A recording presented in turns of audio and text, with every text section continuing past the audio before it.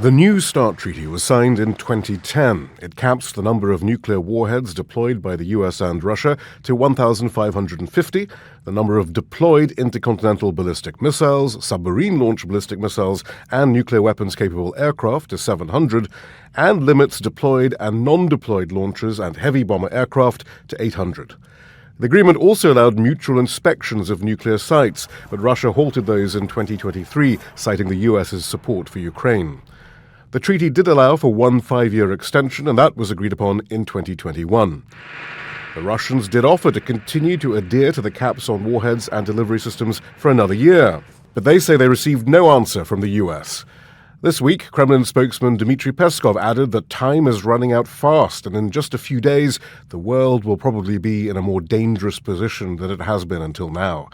Donald Trump initially suggested he was open to the idea and has often spoken about his desire for nuclear disarmament. That's not an agreement you want expiring. We're starting to work on that. But that is a big problem for the world.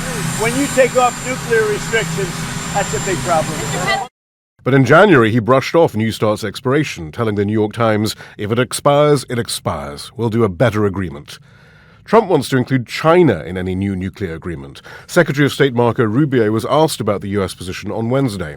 The president's been clear in the past that in order to have true arms control in the 21st century, it's impossible to do something that doesn't include China because of their vast and rapidly growing stockpile.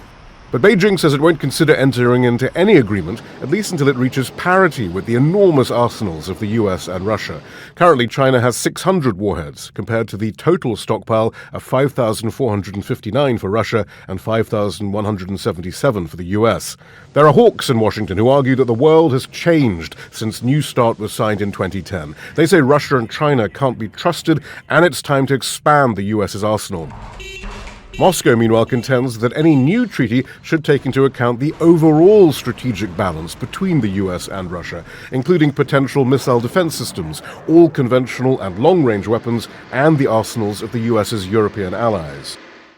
Clearly, any new treaty would be subject to intense negotiation, but none has been underway, and now even an informal extension of the existing treaty has been rejected.